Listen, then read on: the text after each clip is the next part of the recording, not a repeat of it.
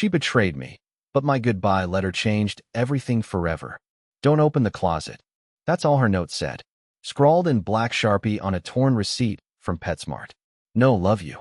No see you soon. Just that, don't open the closet. She'd left the note on the microwave like it was a normal Tuesday and not the beginning of my complete mental collapse. Naturally, I opened the closet. It was empty. At first. Then I noticed my box of childhood photos, torn open, like someone had rifled through it in a hurry. One of my sweaters, stuffed into a grocery bag. My old sketchbook, which I hadn't seen in years. Random junk, right? Until I spotted a shoebox I didn't recognize. Green, duct-taped shut, and shaking. I swear to you, it was shaking. I didn't open it. I didn't touch it. I just stared. Because that was the exact moment I realized. My wife was hiding something I was never supposed to find. And this weird little shoebox in our hallway closet, was the beginning of everything unraveling. Let me rewind just a bit. My wife Nora had been acting strange for months. But not in the I'm cheating on you movie-style way. More like she was in a slow-burn horror film that I hadn't been cast in yet. She started labeling her socks, talking in her sleep, in Spanish, which she doesn't speak. She burned a candle at exactly 7:13 p.m. every Thursday and said it was for balance. And then, out of nowhere, she asked me, if I disappeared, what song would make you think of me? Who asked that? Anyway, the closet thing happened 3 days after she left for a weekend retreat with a group of friends I'd never met. No photos, no tags, no updates, just a text. Don't wait up. Be good. Don't open the closet. But that shoebox haunted me. I didn't open it right away. I'm not bold like that. I spent hours Googling duct tape box wife left like an idiot. I posted anonymously on a forum for people in strange domestic situations. I got one reply. It said, if you're not sure who your wife is anymore, whatever's in the box might not be the worst part. That night, I opened the box. And no, it wasn't what you're thinking. No photos of another man. No secret burner phone. No diary. It was worse. It was a stack of letters, addressed to me, in my wife's handwriting. But every single envelope was sealed. And every single one had a date. For the future. The top one. To be opened only if you stop trusting me. Dated next week. Yeah, that's when I lost it. I tore it open, even though it wasn't time. And what it said inside. It didn't just confirm that she betrayed me. It made me realize she planned it. Every lie. Every girl's trip. Every time she said, you're overthinking. It was all scripted. And now I was holding the script. This is the story of how I followed her breadcrumb trail of betrayal. And how one final letter, my letter to her, flipped the entire game on its head. What started in a shoebox ended with police, lawyers, a hidden passport, and something I still don't have the words for. But I'm getting ahead of myself. Let me tell you what was in the second envelope. I sat there on the hallway floor for nearly an hour, holding that torn open envelope like it was radioactive. The letter inside wasn't long, maybe 200 words. But I read it over and over, because it made less sense each time. Howard, if you're reading this before October 12th, I'm disappointed, but not surprised. I always hoped you'd give me the benefit of the doubt. I knew curiosity would win eventually. So here it is. Yes, I've kept things from you. Yes, you're going to feel betrayed. But no, it's not what you think. Please, I'm begging you, don't go looking for answers in the wrong places. And whatever you do, do not contact Ellis. That was it. No signature. No context. No idea who the hell Ellis was. I turned the envelope inside out. Nothing. I even smelled the paper like some lunatic, as if I'd catch her perfume and suddenly understand. Let me just say, there are moments in life when your reality doesn't break cleanly. It buckles. It folds in ways that make everything, your job, your couch, your favorite cereal, feel like set dressing for someone else's script. I felt like I had wandered into the middle of someone else's marriage. And I was that someone. I didn't sleep that night. I didn't even go back into the bedroom. I stayed on the hallway floor like a guard dog watching that shoebox. At some point around 3:30 a.m., I opened a second letter. Only open if you suspect someone is watching you. Again, future date. Again, too late for that. Inside was a crude map of our neighborhood, with 2 street names circled. One of them was the alley behind the convenience store I walk by every morning. She'd drawn a tiny X near the dumpsters and scribbled, "He parks here." I wish I was kidding. At this point, I was spiraling. I got dressed like I was going to war. Hoodie, ball cap, flashlight. Walked 3 blocks to the alley like I was doing some kind of poor man's spy mission. And there it was. A beat-up beige Nissan Altima, parked exactly where the X had been drawn. Windows tinted. Engine off. No plates. I stood across the street for 10 minutes pretending to tie and retie my shoes. No movement inside. No one came or went. Eventually, I walked past it, fast heartbeat, palms sweating. I didn't look inside. I couldn't. Something primal in me said, don't. When I got home, I opened a 3rd envelope. Yes, I was 3 for 3 in disobedience. At this point, it didn't matter. This one said, you saw the car, didn't you? Howard, you need to know that I never wanted it to get this far. But by the time you read this, I'll have made choices I can't undo. Choices I made to protect you. If you still believe in me, burn this letter and stop reading the others. If you don't, keep going. But understand this. There is no version of this story where I end up the person you thought I was. I didn't burn anything. Instead, I poured a glass of water, sat down at the kitchen table, and stared at my wedding photo on the wall for a long time. Talia's eyes looked different now. Not softer or crueler, just unfamiliar. Like a face I used to recognize. Then I opened my laptop. And I did the one thing she explicitly warned me not to do. I searched, Ellis plus Talia. That's when things truly spiraled out of control. The search results weren't what I expected. No mugshots. No LinkedIn profiles. No warning signs in bold red letters saying, run, Howard, run. Just noise. Dozens of Ellises. A couple from Talia's hometown. One was a musician. One was a therapist in Oregon. A few were private Instagram accounts with 0 posts. I scrolled for almost an hour until I saw a result that stopped me cold. A cached forum post, buried in a now-defunct message board titled, Ciphers and Knots. I only clicked because the username was Nora, TL38. My wife's initials. Her old screen name. One she used when we were still dating, when she used to leave poetry comments on obscure Tumblr blogs at 2 a.m. The thread was short. Just 4 comments. But the title said everything. If you're reading this, I don't know how much time I have left. The post was dated 7 months ago. Long before the closet notes. Long before the silent trips and cryptic letters. And she had written it under a fake identity I hadn't seen in years. The first comment was her own. Ellis is watching again. He always does this before something bad happens. I made a mistake in Budapest. I opened something I shouldn't have. I thought it was a game. It wasn't. If this account goes dark, someone tell H. I didn't lie to hurt him. I lied to keep him clear of it. Budapest? She never went to Budapest. Or maybe she did. We were apart for 2 weeks last summer. She said she went on a yoga retreat in Arizona with 2 women from her college days. She sent me exactly 1 photo, her holding a smoothie next to a cactus. Now I was shaking. My entire body. Not in anger, in fear. Fear of how much I didn't know. How much of my marriage was some curated illusion built on letters, lies, and maybe international secrets. Still, I kept digging. Another post, same forum. This time by a different user. Ellis, for 81. No profile picture. Just 1 message, a reply to Nora's thread. You were warned. You made it worse. You don't get to run from it now. You especially don't get to lie to Howard. I slammed my laptop shut. My heart was hammering. Every hair on my body stood up. The room felt colder. You know that feeling when your mind wants to be rational, but your instincts are screaming, get out? I was sitting in the middle of it, drowning in it. That night, I slept in the living room with the hallway light on, every curtain drawn shut. I turned my phone to airplane mode. I didn't even trust my apps anymore. There was this crawling sense under my skin, like I was already being watched. At 3:46 a.m., I heard the doorbell. I didn't move, just sat up straight on the couch and stared at the door like it might explode. Another ring, then silence, then a light knock. Fingertips, not knuckles. I held my breath for what felt like hours. Eventually, I got up and looked through the peephole. Nothing. No person. No package. Just a manila envelope on the doormat. I stared at it for a long time before opening the door. It had no name, no label, no address. Inside, one thing. A Polaroid photo. Grainy. Overexposed. But unmistakable. It was me asleep. On the couch. That same couch.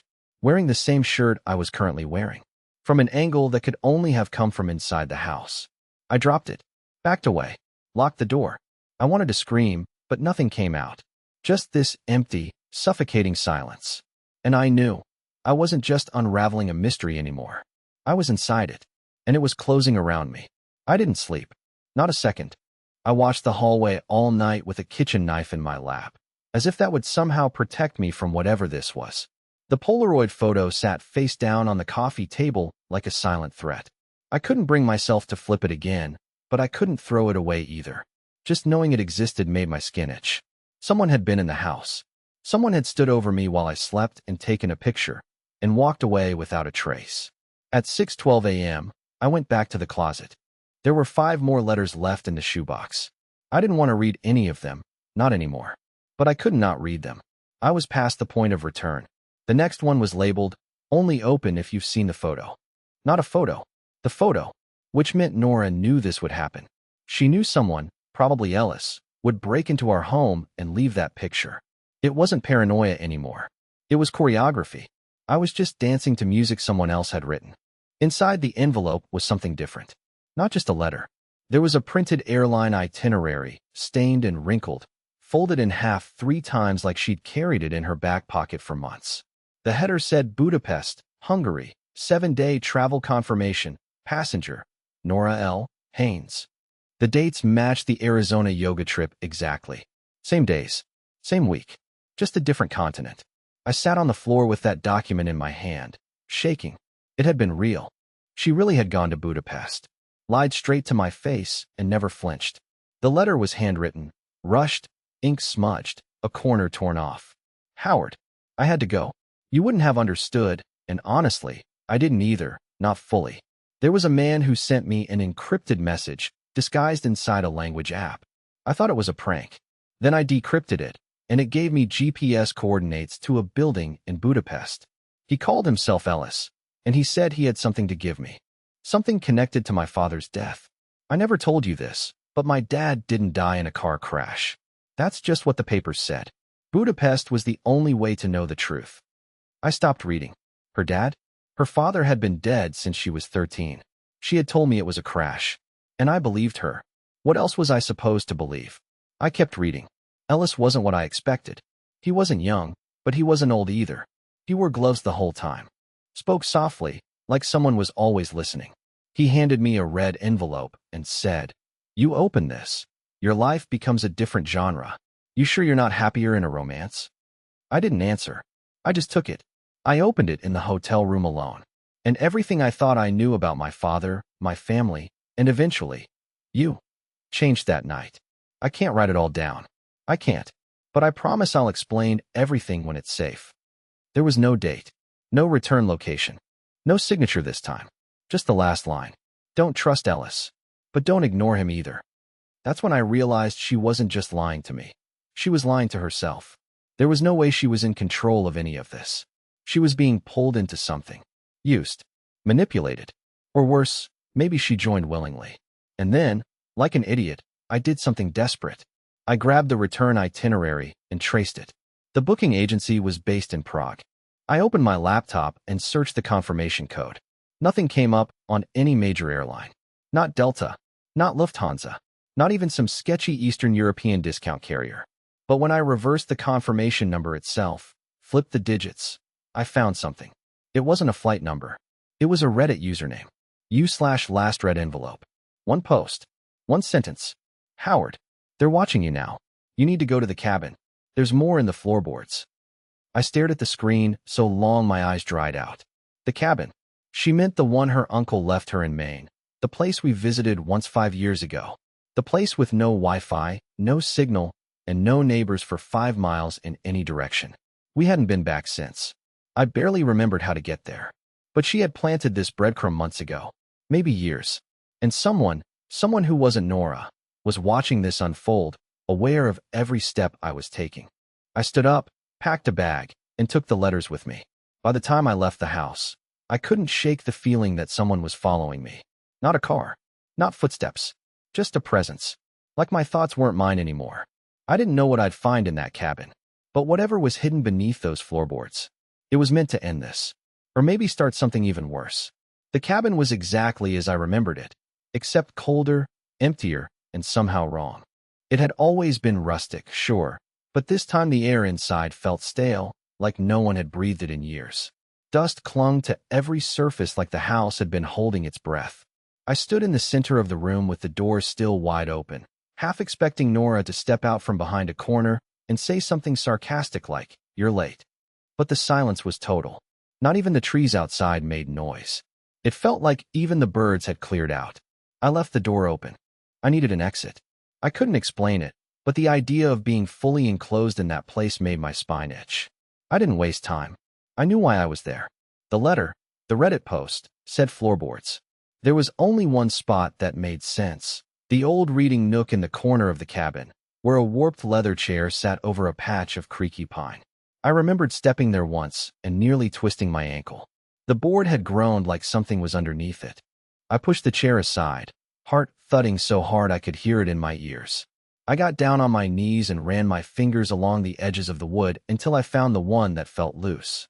With a tug, then a louder crack than I was ready for, the board came free. There was a space underneath, hollow, square-shaped, and inside it was a metal tin, wrapped in a ripped piece of denim, jeans, maybe Nora's, maybe not. I lifted it out carefully, as if it might explode, and sat back on the floor with it in my lap. When I opened it, my breath caught. Inside were 5 things. First, a passport, Nora's, but not the one I'd seen before. This one had a different name, Lena M. Dravos. Same photo, slightly younger. Her eyes in the picture looked vacant, like she hadn't slept in days. Second, a flash drive taped to a slip of paper that read, "Watch this somewhere offline." Third, a folded piece of newspaper, an article in Hungarian, dated 8 years ago. I didn't understand a word, but I recognized a face. Nora's father, looking very much alive, standing next to a building that had been bombed out. The headline had his name in it. The article had circled phrases. One of them was Nyamkavides. I looked it up later. It means tracking. Fourth, another letter. Not addressed to me. It was addressed to Ellis. It read, "You said I wouldn't go through with it. That I'd never bury the truth. That I was weak. But you underestimated what love does to a person. I'd rather kill the story than let it infect him. Howard doesn't know who you are. He doesn't know what you made me do. And if you ever show up again, I swear to God, I'll finish what Budapest started." And finally, fifth, a single Polaroid. Like the one I got on the couch. This one was different. It showed Nora, standing in front of that same Budapest building, holding a red envelope. She looked directly into the lens. Her eyes weren't afraid. They were dead calm. And behind her, blurry but unmistakable, was a figure standing in the upper window of the building, watching her. It was the first time I ever felt like I didn't know my wife at all. I didn't open the flash drive yet. I couldn't. I needed to think. My heart was beating too hard. My hands were too unsteady. I set the items back down on the floor, one by one, and stood up just as my phone buzzed. No signal, of course, but it had stored a text. From an unknown number.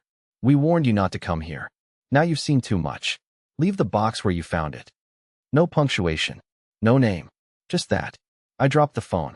Not out of fear, out of finality.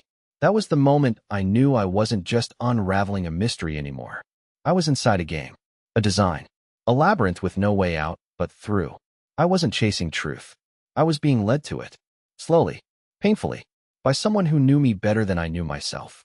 I didn't leave the box. I packed everything into my backpack, ripped the SIM card from my phone, and smashed it under my boot until it cracked. I wasn't going to play the helpless idiot anymore. Whoever Ellis was, whatever Nora had become, I was going to get answers, even if I had to crawl through every inch of their lies. And I knew where to go next. My old friend Jake works cybersecurity for a private firm. Owes me a favor. He'd help me crack the flash drive. We hadn't talked in months, but this couldn't wait. And what I'd end up seeing on that flash drive, well, it still burned into my memory in ways I wish I could erase. But I'll tell you about that in the next part. Because that video, it wasn't just a message. It was a warning. Jake didn't ask a lot of questions when I showed up on his doorstep at 2:15 in the morning. He took one look at my face, then at the flash drive in my hand, and just stepped aside. That's why I went to him. Jake had always been one of those guys who operated on instinct first, logic later. He didn't need to know what was going on to know something was going on. His place was cluttered, walls covered in bookshelves, a dozen monitors glowing across the room like portals to different dimensions. He still drank instant coffee like it was holy water and had an unhealthy attachment to his 2014 Beats headphones. But he was the best at what he did, and I needed the best. We sat in silence as he plugged the flash drive into an isolated machine. No Wi-Fi, no Bluetooth, not even speakers connected. The moment the file directory loaded, his eyes narrowed. Encrypted video, he muttered. Military-grade stuff. Not hard to break if you know the pattern. Yours? I shook my head. My wife's. He paused, looked at me sideways, then turned back to the screen. She's either into some really deep nerd circles, or someone doesn't want this to be seen. 12 minutes later, he cracked it. A single video file appeared. No title, no metadata, just one massive MOV file. He scrubbed through it quickly. No glitches, no audio errors, no visible corruption. It was exactly 9 minutes and 32 seconds long. You ready? He asked. I wasn't, but I nodded anyway. He hit play. The footage was shaky at first, handheld, filmed at night, in what looked like an abandoned underground tunnel. Faint echoes, water dripping, a man's heavy breathing.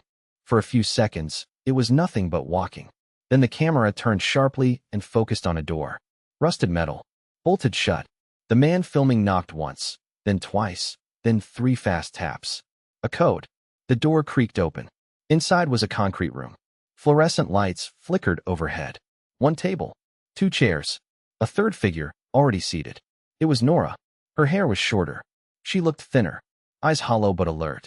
She didn't flinch when the man with the camera sat across from her. They didn't speak for the first 30 seconds. Then finally, she said, "You brought the lens?" The man's voice responded, low and gravelly. "It's rolling." She nodded once. "Then this is for Howard." My blood turned to ice. She looked directly into the lens, into me, and her voice cracked as she began. "If you're seeing this, I failed. I wasn't fast enough, or smart enough, or maybe I trusted the wrong people. But it means you've opened something you weren't supposed to. You've found the box. You've read the letters. And now you're in danger, because Ellis knows." I leaned closer to the screen. Jake shot me a quick glance, but said nothing. "Howard, I never cheated on you. Not once. Not even close. I know you thought I was lying when I disappeared, when I gave half-truths and excuses. But I was protecting you. I joined something I shouldn't have, something secret, old, dangerous. I didn't even know what it was when it started. I just followed clues from my father's files after his death. Budapest wasn't a mistake. It was a threshold. They call it the third rail. Not a conspiracy, not an agency, not a cult. It's an inheritance." She reached into her coat and pulled out a red envelope. The same one from the Polaroid. "This envelope changed me. It holds truths. About memory. About control. About who we are when no one's watching. I wanted to burn it, Howard. I did. But I needed to understand it first. And Ellis, he was supposed to be my guide. But he broke the rules." She paused, breathing hard, glancing off-screen as if someone else had entered the room. "If you find him, do not believe what he says. Not even if it sounds like me. Especially if it sounds like me." She held up a small metal device, a curved earpiece with a blinking blue light. "They use these to simulate voice, memory, even dreams. You'll start to doubt what's real. That's how they win. That's how they rewrite people. I've seen it happen." Then, louder, "They're here." The camera swung violently to the left. Shouting. A flash of something metallic, and then static. 30 seconds of garbled audio, half images. And then, one final frame. Nora, blindfolded. A new hand gripping her shoulder. A distorted voice whispering something indecipherable. Then black. The file ended. Jake didn't speak for a long time. Finally, he said, "Man, I thought you were going to show me some affair footage. Like a nanny cam situation. But this..." I just stared at the screen, numb. She was trying to warn me. Not hide from me. I whispered. All this time, I thought she'd betrayed me.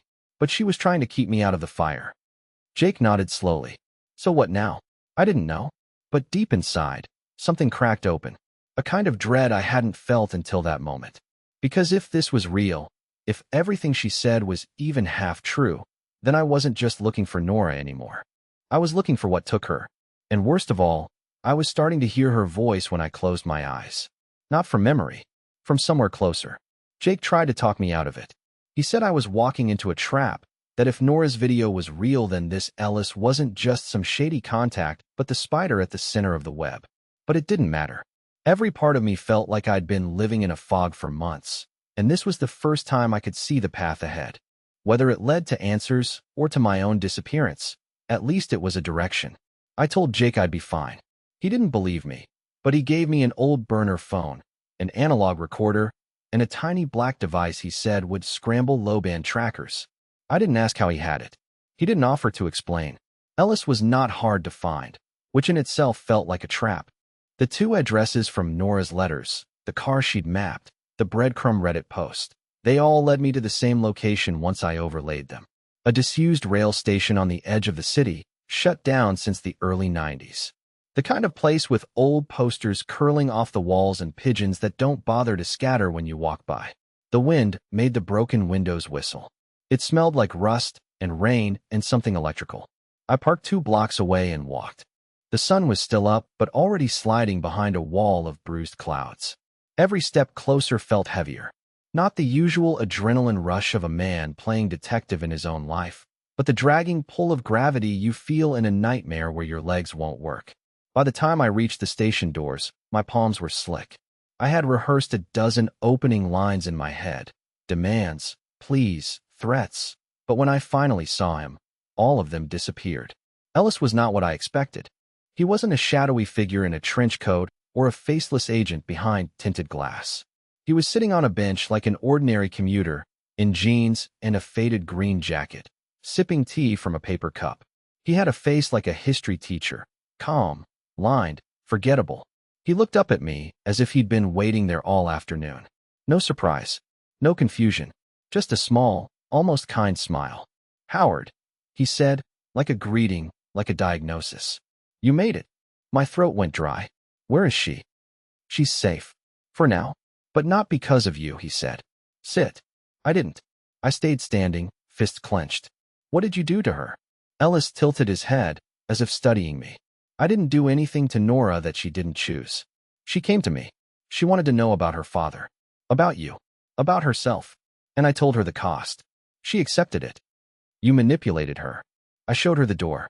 She walked through it. Just like you're doing now. I felt the heat rising in my face. "You're lying. She warned me about you." At that, his smile flickered. "Of course she did. That's how this works. She warned you about me. I warned her about you. You warned someone else. Layers on layers. She's still in the maze, Howard. And now so are you." I took a step closer. I saw the video. I saw the flash drive. "Whatever game you're playing, it ends tonight. You tell me where she is, or what?" Ellis's voice was quiet, but it cut through the empty station like a blade. "You'll kill me? You'll call the police? They wouldn't even know which department to forward your complaint to. You think this is about infidelity, about espionage, about some grand conspiracy you can unravel like a ball of string. It isn't. It's about ownership, memory, choice. She chose to know. You're choosing to know. That's all it takes." He stood then, slow and deliberate, and I realized he was taller than I'd thought. He put his cup down and reached into his jacket. My heart stopped. But instead of a weapon, he pulled out a small velvet pouch and tossed it at my feet. It landed with a dull clink. Inside was a key, old brass, teeth worn smooth, and a folded slip of paper. My name written on the front in Nora's handwriting. "She left that for you," Ellis said. "Told me to give it to you if you ever made it this far. She wanted you to understand. But understand this, Howard, you're running out of time." He started to walk away. "Where does the key go?" I shouted after him. He didn't turn around. "You already know," he said over his shoulder. "You've been there before." And then he vanished into the stairwell, leaving me alone with the echo of my own ragged breathing and the cold weight of the key in my hand. I unfolded the paper. Just 3 words, scrawled in Nora's jagged pen. "Don't follow him." But of course I did. It took me a full day to figure it out. I drove for hours, looping through memories, trying every literal interpretation. The key didn't match any lock I could find. Not the storage unit where we kept our wedding boxes, not the abandoned trailer on her uncle's old land, not the place where we first kissed, cried, fought. I almost threw it into the lake. But something about that note, "Don't follow him," stuck to me like a splinter under the skin. I kept asking myself the wrong question. It wasn't where the key belonged. It was what it unlocked inside of me. And then it hit me. The year before we got married, Nora gave me a gift. A journal. Handbound. Leather cover. Stitched spine. I never wrote in it. Said it was too pretty to mess up. But she told me once, if you ever lose me, I mean, really lose me, write me home. I didn't get it at the time. I thought it was romantic nonsense. I drove straight home, dug through a box in the closet, and there it was, still wrapped in brown tissue, untouched. I pulled it out, placed it on the table, and flipped through the empty pages. And there it was, page 47, a cutout, just deep enough to hide a small square flashcard. And taped to the back of the card, perfectly centered, was a single memory chip, labeled in Nora's handwriting, for when you're ready to see the world the way I did. I popped it into the recorder Jake gave me. Static for a second, and then video. Not surveillance. Not secrets. Just clips. Fragments. Us. Laughing in the grocery store. Kissing in the pouring rain. Reading on the couch. Her singing off-key in the car.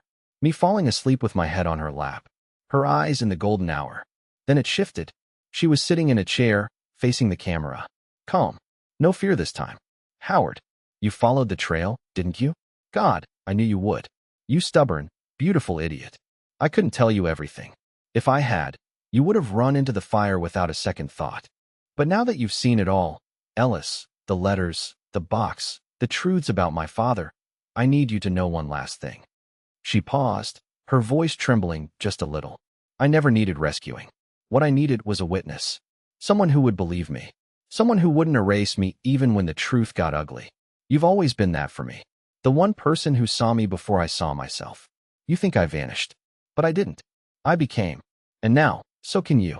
But only if you stop looking for the lies and start living in the truth. She smiled then. A real smile. The kind I hadn't seen in a long time. Come find me. But not with a tracker. Not with a threat. Find me with the heart you wrote those stupid playlists with. The one that brought me lemon water every morning. The one that stayed soft, even when the world tried to harden it. Use the key, Howard, but not for a door. The screen went black, and I understood. The key was never for a lock. It was a test, a metaphor, a reminder. The real door was within me. The choice to forgive her, to believe in her, to follow not her breadcrumbs, but my own heart, the one she'd trusted enough to bury this inside. It took weeks, but I found her, not in a basement, not in a bunker, in a small, sunlit town on the coast of Portugal, where she was working under another name, helping women reclaim stolen identities. She didn't look shocked when I walked into the cafe. She just exhaled, stood up, and hugged me like I had never left. No words. Not at first. Just breath, skin, heartbeat. We sat by the window and watched the sea. And for the first time in months, everything was quiet. Not because the mystery was solved, but because we had finally chosen each other again. Not out of desperation. Out of truth.